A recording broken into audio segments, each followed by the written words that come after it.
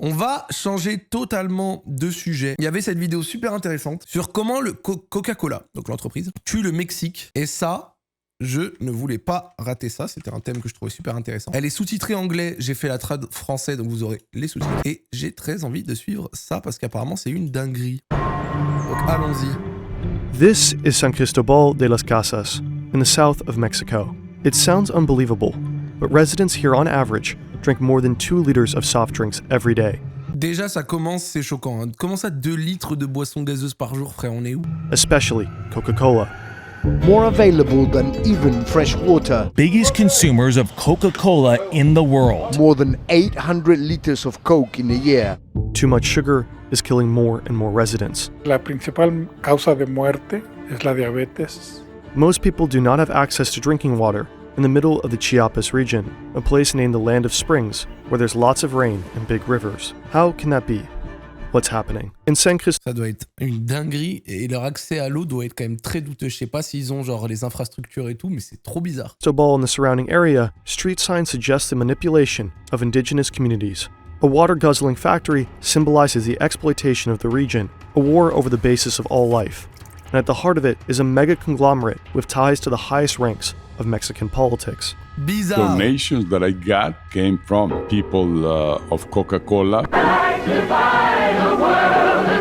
Coca-Cola is everywhere. Over 35% have diabetes.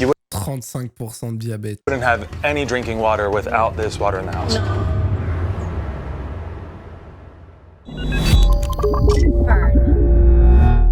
This is your life in weeks. Santé, les amis. If you're lucky enough to turn 80 years old. Oui, en termes de goût, moi je préfère 100 fois le Pepsi au Coca. And this is the amount of time you spend on your career, 80,000 hours. You probably want to spend all of that time on something meaningful that makes a big positive difference in the world. 80,000 Hours is also the name of today's sponsor, a nonprofit that wants to help you figure out how to do that. Their 2023 career guide draws on and makes a positive difference, do if you're decreased here, and it rains you. The Chiapas region has rivers here and here, and Faites-nous rêver la région Chiapas. it rains a lot. But still, there is almost no clean drinking water for the population, especially in San Cristobal. How many of you struggle to get water every week? We sent a camera team to the region to get an independent picture and to do an interview with an expert. The little tap water that is available is full of chlorine. This chemical kills germs and pathogens, but it tastes like a swimming pool and can be harmful over a long period. J'ai déjà goûté de l'eau avec ce genre de médicaments dégueulasses chez ma grand-mère au Maroc. C'était pareil, c'est immonde. T'as vraiment l'impression de boire l'eau du bang. Time. So some people are more likely to buy their water from these trucks, but where this water comes from and how drinkable it is often unclear. Bottled water is available in supermarkets and shops, but Coca-Cola is always available, often at almost the same exact price. Oh là là. Literally in this fridge you can find more Coca-Cola than water. It's absurd. 2 rows of water, 4, 5, 6, 7, 8 rows of Coke. For some residents in Attends. 2 rows of water, 4, 5, 6, 7, 8 rows of Coke. Ils ont des bouteilles de 3 litres. Des bouteilles de 3 litres. For some residents in San Cristobal in the region, it is simply easier to get Coca-Cola Oh, le baril. than water.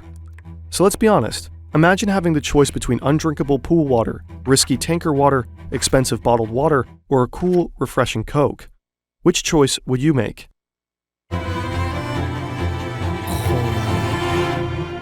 So, how can this all be? Where's all the water? Why is Coca-Cola so popular? What does this do to the residents who casually drink 2 liters a day? And how did it even come to this? What is Mexican politics doing? Let's begin. Qui sont les corrompus qui ont fait en sorte que leur population se bute comme ça? With the first question.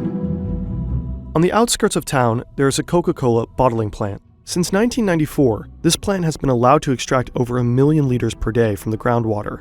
According to various environmental organizations and some residents, this factory is primarily responsible for the water shortage in the city. For context, around 216,000 people live in San Cristobal. The factory essentially uses 4.6 liters of groundwater per inhabitant per day. Mais c'est monstrueux, 4,5 litres d'eau de source comme ça tous les jours par In April habitant. 2017, and again in September 2020, some citizens took to the streets demanding the end of Coca-Cola in the region. Fuera Coca-Cola. Coca-Cola and its partner company FEMSA countered that their bottling plant is not to blame. Water is scarce for other reasons. There's just poor infrastructure, lack of government investment, and climate change. That's all true. Historically, water for San Cristobal has been obtained from rivers and springs in the surrounding areas. Since the 1970s, the city's population has grown rapidly. Unfortunately, the city does not have a functioning sewage system or sewage treatment plant. Ça, c'est problème numéro 1 d'infrastructure. Feces and garbage from the growing population are simply dumped into rivers. This makes the water undrinkable and harmful to health. In the area around San Cristobal, numerous forests were also cut down, swamp areas were filled, and fields were created. Climate change is also causing higher temperatures, and there's less rain. But when it rains, it really does. Extreme rainfall then removes fertile soil, and the ground becomes dry, hard, and infertile.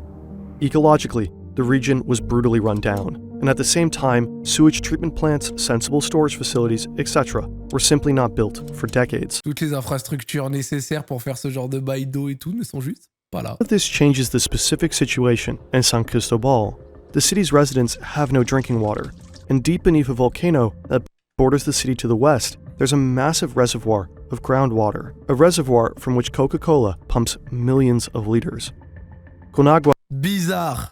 the National Water Authority, decides who can use the water. On their website, they warn about the effects of climate change and address the country's water shortage. But at the same time, the authority renewed the factory's license in 2005 without batting an eye. Alors, on va vérifier c'est quoi les soucis de l'eau au Mexique. Ok, donc nos sources sont pompées par Coca pour faire leur boisson. Bon, bah on va leur re-signer une petite licence. Even though the water problems were already becoming apparent. In 2020, numerous nonprofits, climate change activists, and even the San Cristobal City Council have called on Conagua to revoke Coca-Cola's permit.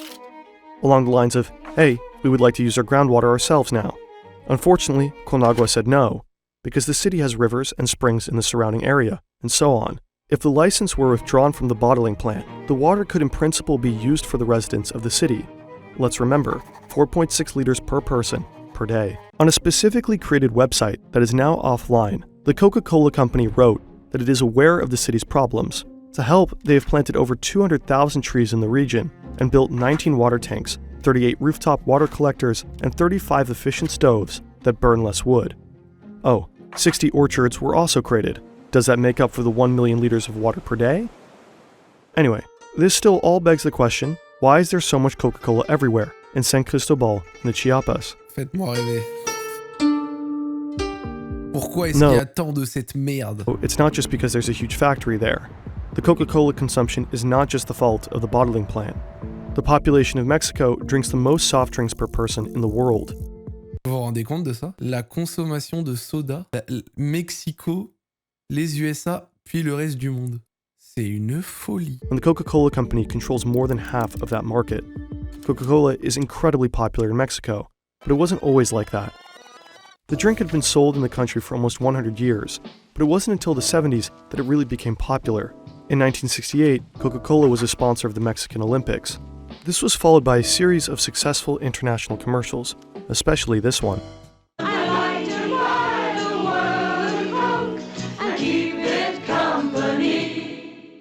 Vous la connaissez cette pub? J'ai jamais vu. In 1994, the North American Free Trade Agreement came into force, which among other things simplified doing business with the USA.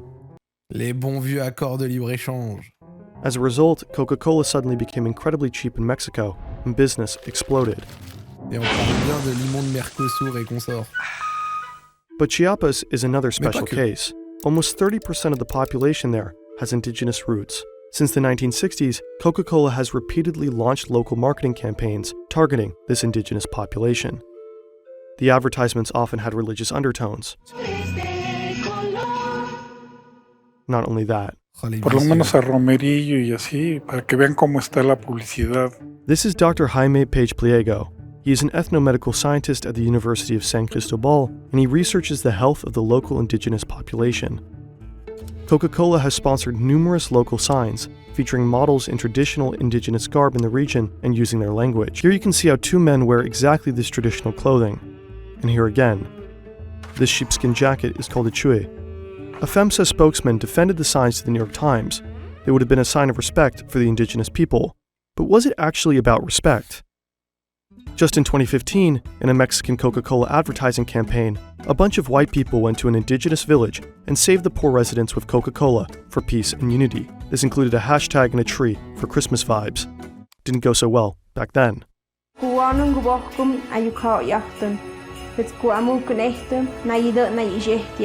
And an official complaint from rights groups saying the ad is racist.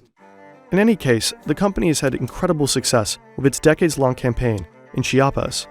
Thanks to a large network of micro-suppliers and traders, the drink is now available literally everywhere in the region, even in the most remote villages. On average, the population here drinks over 5 times more soft drinks than in the rest of Mexico or of the USA. Oh sa mère, même au sein d'une région même, c'est 5 fois plus que l'échelle nationale. Los Altos de Chiapas es la región del mundo donde más Coca-Cola se consume.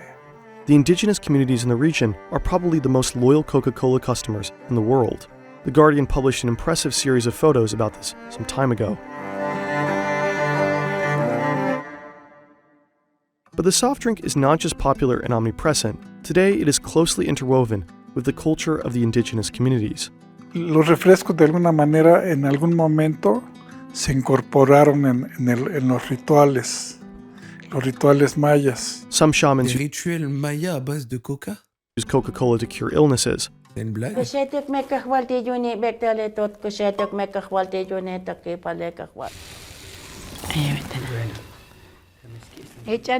Obviously, instead of healing, that much Coca-Cola actually has the opposite effect. If you drink more than 2 liters of soft drinks every day for years, it has catastrophic effects on your health. There are more than 200 grams of sugar in 2 liters of Mexican cola. 200 grammes de sucre. That is 4 times as much as the recommended maximum daily dose in the US, 50 grams according to dietary guidelines for Americans. Too much sugar is bad for your teeth, can make you overweight, and depending on your lifestyle, contribute to many dangerous diseases, not least. Moi, je me suis jamais buté au coca. Mais je sais que dans une canette de coca française de 33 centilitres, t'as 35 grammes de sucre. Type 2 diabetes. And the indigenous population in Chiapas has a significantly higher risk of developing diabetes than the average American. There are several reasons for this. Moi, Red On the Bull, one hand, they simply have a genetic Red Bull, ça doit être chaud, frère. Moi, j'avais un ami à moi, il était chaud sur la Monster, l'effet que ça lui faisait. precondition for this. But on the other, the way of life of indigenous peoples in Mexico has changed significantly in the last century. Many of them have been displaced or lost their land due to environmental pollution. As a result, their diet has also changed, from homegrown fruit and vegetables to ready-made products and sweets. Their bodies are not used to the sugary diet. Soft drinks like cola are therefore particularly dangerous for the indigenous community. Diabetes is one of the leading causes of death in Mexico. But in Chiapas, the top 4 causes of death are all diseases related to excessive sugar consumption. Aïe, aïe, aïe, aïe, aïe, la région qui subit le contre-coup de tout ça. 3 of them have increased by over 60% within 10 years, 1 by 40%. The sugar is killing more and more people in San Cristobal and the surrounding areas. Esto de las refresqueras es un elemento muy triste, ¿no? O sea, por más que se trabaja con la gente, no están dispuestos, incluso los diabéticos, no están dispuestos a dejar los refrescos. Many people don't believe that Coca-Cola is unhealthy. The soft drink has been with them their entire life, since early childhood. Los niños lloran porque no les dan Coca-Cola a la hora de la comida. This child from Chiapas is 3 years old and has already had 4 baby teeth extracted. Horreur. Regarding the situation in Chiapas and San Cristobal, the Coca-Cola company wrote in a public statement that they agree that too much sugar is not good for anyone. That's why a large part of the global brand portfolio contains little or no sugar. And in Mexico too, products are constantly being adapted so that they contain less sugar. So you might be asking yourself, how did it come to this? The San Cristobal bottling plant and 48 others throughout Latin America are officially managed by Coca-Cola FEMSA. This is the largest franchise Coca-Cola bottler in the world. The corporation has quite a bit of power in Mexico, also due to good political connections. Mais non, des politiques, je m'en doutais pas. This is Vicente Fox. He was the CEO of Coca-Cola Mexico from 1975, and from 2000 to 2006, he was, well, the president of Mexico. My first donations that I got to start moving in politics came from people of Coca-Cola, from bottlers of Coca-Cola, or for the company itself. So I got a lot of support. Not only Bon, au moins, il est honnête, hein. Sa campagne financée directement par Coca. knowledge, not only great experiences, but also they contributed to my campaign at the very beginning. Paige Pliego suspects Fox played a key role in renewing the bottling plant's license in 2005. We were unable to independently verify this. According to many experts, during his 6-year presidency, Fox certainly turned a blind eye when it came to regulating the soft drinks industry. It was already clear back then that soft drinks had an extremely negative effect on the health of the Mexican population. However, for a long time, there were no real political initiatives to reduce people's consumption. For example, in 2003, Fox ignored a proposal to impose a tax on soft drinks. The industry fears this kind of tax a lot, not because of a potentially lower income, but because it signals that Coca-Cola and Co. are dangerous to your health, like cigarettes, for example. In Mexico, there were also attempts to hang up educational posters in doctors' offices and hospitals. They would provide information about soft drinks and healthy diets. This initiative also failed because, according to scientists involved, the industry aggressively opposed it. Même une campagne de les légumes c'est bien, le coca c'est pas bien, c'est pas passé, mais comment tu veux t'en sortir? Instead, Coca-Cola and the Mexican government introduced the Ponte al 100 initiative in 2007 to encourage exercise. El cual también prescribe recomendaciones físicas y nutricionales para todos los participantes. According to the industry, it's not the liquid sugar that's the problem. If you do enough exercise, it would even out. That's not true. Your diet is much more important for your weight than exercise. The fight against the soft drink tax continued long after Fox's presidency. The Coca-Cola company sponsored a public speech at a diabetes conference in 2013, in which a scientist spoke out against the tax. The organization the scientist belonged to was co-founded by Coca-Cola. On vous présente un petit expert issu d'une société qu'on a montée et qui va vous expliquer pourquoi c'est pas bien de nous taxer. The Mexican health minister also spoke out against the tax that same year. Before her political office, she was on the board of the Mexican Health Foundation, and they, in turn, worked systematically with Nestlé, the Coca-Cola company, and the Dr. Pepper Snapple Group. Nevertheless, the tax was finally introduced in January 14, and it is having an impact. Prices for soft drinks have risen slightly, and purchases have fallen slightly, but the country still has a long way to go. Hay una mentalidad curativa, no preventiva. Entonces no hay tales programas de salud, ni siquiera en la ciudad. We stared at this image from The Guardian for a long time during our research. It was taken in a shop in Chiapas.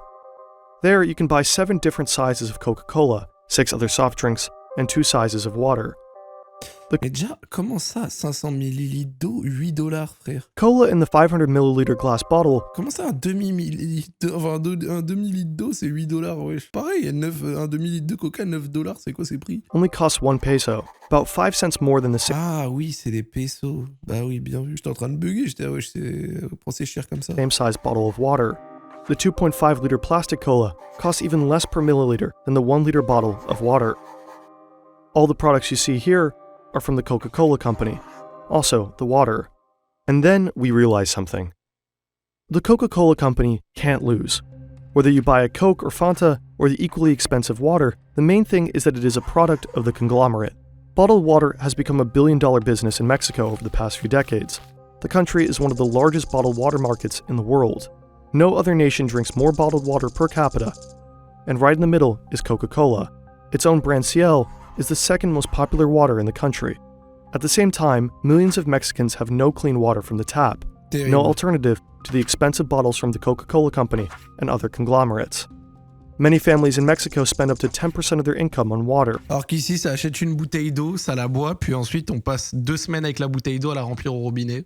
According to the United Nations, this number should be a maximum of 3%. We asked Coca-Cola for a comment on all the topics in this video. We did not receive a response. Coca-Cola Mexico writes on the company website, translated, "Let's talk about water, because every drop counts." Pretty cynical when you think about the residents of the Chiapas region, the people of San Cristobal. Access to clean drinking water is a human right, a right that these people have been denied. Coca-Cola is not responsible for the disastrous water supply in the region or the rest of the country, but the company benefits massively from it. It pumps out millions of liters of groundwater that could otherwise be clean drinking water for the people of San Cristobal, and from this water, the company makes even more expensive water. In bottles, but above all, millions and millions of liters of cola. And people from this region with indigenous roots and a genetically increased risk of developing diabetes drink over 2 liters of this cola and other soft drinks per day. Sometimes because the soft drink is an integral part of rituals and is considered supposedly healthy. And more of these people are dying from terrible diseases caused by excessive sugar consumption. To investors, the conglomerate's business in Mexico is seen as an incredible success that it wants to replicate elsewhere in Latin America. These are the facts. Do with it what you want.